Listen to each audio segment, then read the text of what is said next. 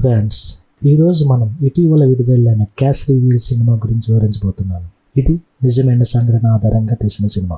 స్టోరీలోకి వెళ్లే ముందు మన ఛానల్ ఫస్ట్ టైం చూస్తున్నట్లయితే లైక్ చేసి సబ్స్క్రైబ్ చేయండి. మరింకెందుకు late, let me begin the story. Friends, ఈ వీడియో పూర్తిగా చూస్తారని నా రిక్వెస్ట్. సినిమా ప్రారంభంలో చంద్రదేవ్ భగవాన్ శివుడి శాపాన్ని ఎలా తొలగించుకున్నాడో చెప్పబడుతుంది. ఆనందంతో ఆయన బంగారు ఆలయాన్ని నిర్మించాడు. దాన్ని ఇప్పుడు అందరూ సోమనాథ్ ఆలయం అని పిలుస్తారు. తర్వాత 14వ శతాబ్దం సన్నివేశం చూపిస్తారు. అక్కడ ఒక రాణి తన కొడుకు హమీర్ కు శివుడిని ఆరాధించమని నేర్పిస్తుంది. తర్వాత కొన్ని సంవత్సరాల్లో తుగ్లక్ సైన్యం హిందుస్థాన్ పై దాడి చేసి ప్రజలను బానిసలుగా మార్చడం ప్రారంభించిందని చెప్పబడుతుంది. తుగ్లక్ సైన్యం చాలా బలమైనది కాబట్టి ఎవరు వారిని ఓడించలేకపోయారు. అందుకే వారు హిందుస్థాన్ నుండి హిందువులు నిర్మూలించాలని కోరుకున్నారు. ఒక్క సన్నివేశంలో తుగ్లక్ సైన్యం హిందూ అమ్మాయిలపై అత్యాచారం చేయడానికి ప్రయత్నిస్తుంది. అప్పుడు ఒక ధైర్యవంతమైన అమ్మాయి రజల్ సైనికుడిపై దాడి చేయడానికి ప్రయత్నిస్తుంది, కానీ ఇతర సైనికులు ఆమెను పట్టుకుంటారు. అదే సమయంలో హమీర్ ఎంట్రీ ఇస్తాడు. తుగ్లక్ సైన్యాన్ని ఓడించి ఆ అమ్మాయిల గౌరవాన్ని కాపాడతాడు. ఈ క్రమంలో రజల్ కూడా సైనికులు బంధనం నుండి విడిపిస్తారు. రజల్ ధైర్యం హమీర్ కు నచ్చింది. ఆ తర్వాత రజల్ తన స్నేహితులతో వెళ్ళిపోతుంది. ఆ తర్వాత ఆర్దిల రాజ్యం సన్నివేశం చూపిస్తారు. అక్కడ హమీర్ కు 2 అన్నలు దూడా, అర్జున్ ఉన్నారని వారు రాజులను తెలుస్తుంది. హమీర్ తల్లి ఇప్పుడు ఈ లోకంలో లేదు, కానీ అతని అన్నయ్య భార్య అతన్ని తల్లిలా ప్రేమిస్తుంది. ఆమె హమీర్ తిరిగి రావడానికి చాలా కాలం ఎదురు చూస్తూ ఉంటుంది, ఎందుకంటే తల్లి మరణం తర్వాత హమీర్ రాజ్యాన్ని విడిచిపెట్టి వెళ్ళిపోయాడు. తర్వాత సన్నివేశం ఢిల్లీలో చూపిస్తారు. అక్కడ తుగ్లక్ సుల్తాన్ హిందుస్థాన్ స్వాధీనం చేసుకోవాలని కలగంటూ ఉంటాడు. అతను తన స్నేహితుడు గుల్పంతో హిందుస్థాన్ గెలవాలంటే యుద్ధం కొనసాగాలని చెప్తాడు. గుల్పం యుద్ధం వల్ల ఖజానా ఖాళీ అవుతుందని, సైనికులకు జీతం కూడా ఇవ్వలేని స్థితిలో ఉన్నామని చెప్తాడు. అప్పుడు సుల్తాన్ మీర్బాగ్ సఫార్ ఖాన్ అనే వ్యక్తి తన కళ నెరవేర్చగలడని చెప్తాడు. అతను చాలా క్రూరమైన వాడు, అతనితో జాగ్రత్తగా ఉండాలని అంటాడు. తర్వాత మీర్ బనేర్ రాజ్యం అతని ప్రజల ముందు చంపేస్తాడు. ఆ రాజ్యంలోని స్త్రీలను సుల్తాన్ వద్దకు ఢిల్లీకి తీసుకెళ్తాడు. ఇది చూస్తే మీర్ యొక్క దారుణం తెలుస్తుంది. సుల్తాన్ మీర్ విజయంతో సంతోషిస్తాడు, కానీ ఖజానా ఖాళీ అవుతుందని చెప్తాడు. హిందుస్థాన్ లోని ఆలయం నుండి ఖజానా తీసుకోవాలని, ముఖ్యంగా సోమనాథ్ ఆలయంలో ఎక్కువ బంగారం ఉందని చెప్తాడు. మీర్ ఆ బంగారాన్ని తీసుకొస్తానని చెప్తాడు.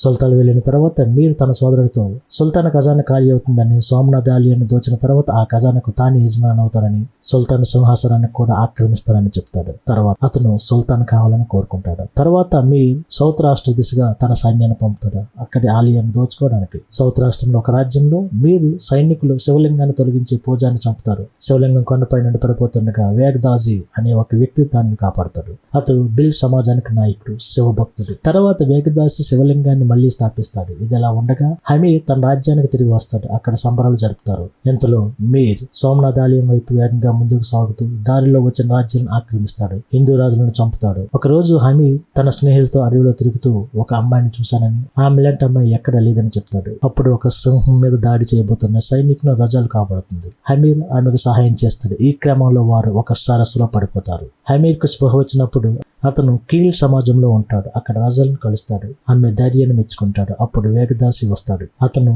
రజల్ తండ్రి. రజల్ హమీర్ తన స్నేహితుల గౌరవాన్ని తుగ్లక్ సైన్యం నుండి ఎలా కాపాడాడో చెప్తుంది. వేగదాసి హమీర్ను తమ కులదేవత పూజల్లో పాల్గొనమని ఆహ్వానిస్తాడు.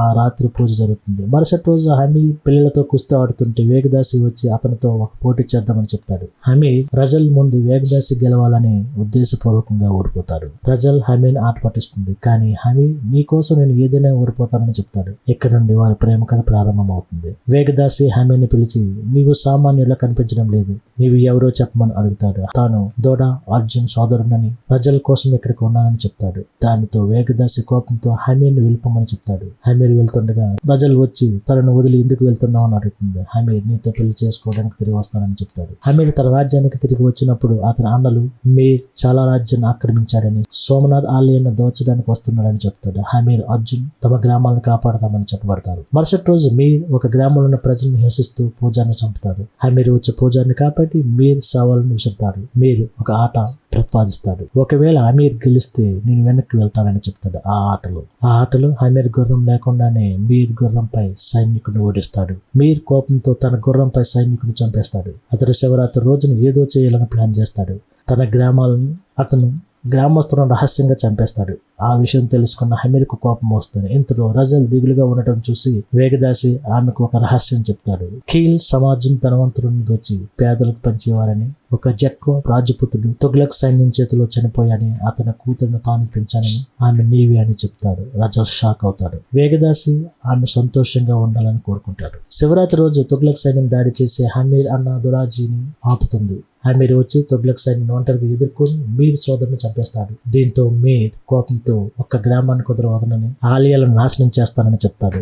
గ్రామస్తులు హమీర్ తుగ్లక్లతో పోరాటం సరైనది కాదని అంటారు. కానీ హమీర్ ఇప్పుడు పోరాడకపోతే మనం సర్వం కోల్పోతామని, సోమనాథ్ ఆలయాన్ని కాపాడుకోవాలని ప్రజలను ప్రేరేపిస్తాడు. రజల్ హమీర్ను కలిసి తనతో పెళ్లి వాగ్దానం నెరవేర్చాలని చెప్తుంది. హమీర్ తాను బ్రతికి తిరిగి వస్తానని గ్యారంటీ లేదని చెప్తాడు. కానీ రజల్ను ఒప్పించి వారి పెళ్లి జరుగుతుంది. వేగదాసి కీల్ సమాజం కూడా యుద్ధంలో పాల్గొంటామని చెప్తాడు. అందరూ కలిసి తుగ్లక్ సైన్యాన్ని అడవిలో ఓడించే ప్రణాళిక వేస్తారు. జంగల్ ప్రయోజనంతో వారు మీర్ సైనికులను చంపుతారు. 5-6 రోజులు ఇలా కొనసాగుతుంది. మీర్కు కోపం వస్తుంది. అతను ఢిల్లీ నుండి పిరంగులు తెప్పించి అడవిలో దాడి చేస్తాడు. దీనితో అడవిలో మంటలు చెలరేగి చాలా మంది చనిపోతారు. వేగదాసి హమీర్ పిరంగులను నాశనం చేస్తారు. కానీ ఆ ఒక పిరంగు గుండు వేగదాసిని తాగి అతను చనిపోతాడు. ఇప్పుడు హమీర్తో కేవలం 4 మాత్రమే మిగిలారు. మరుసటి రోజు వారు మీర్ సైన్యంతో యుద్ధం చేస్తారు. మీర్ వారిని ఎగతాళి చేస్తాడు. కానీ హమీర్ ఒంటరిగా అతనితో పోరాడుతాడు. మీర్ హమీర్ తీవ్రంగా గాయపరుస్తాడు. అతని గొంతు కోస్తాడు. కానీ శివుడి నామంతో హమీర్ లేచి మీరును చంపేస్తాడు. సోమనాథ్ ఆలయాన్ని కాపాడుతాడు. ఇక్కడతో ఈ మూవీ ముగుస్తుంది. ఫ్రెండ్స్, మన ఎక్స్ప్లెనేషన్ నచ్చితే తప్పకుండా ఒక లైక్ ఇవ్వండి. ఛానల్ కి కొత్తగా వచ్చిన వారైతే సబ్స్క్రైబ్ చేసుకోండి. తప్పకుండా ఈ సినిమాపై మీ అభిప్రాయాన్ని కామెంట్ బాక్స్ లో రాయండి. Thank you.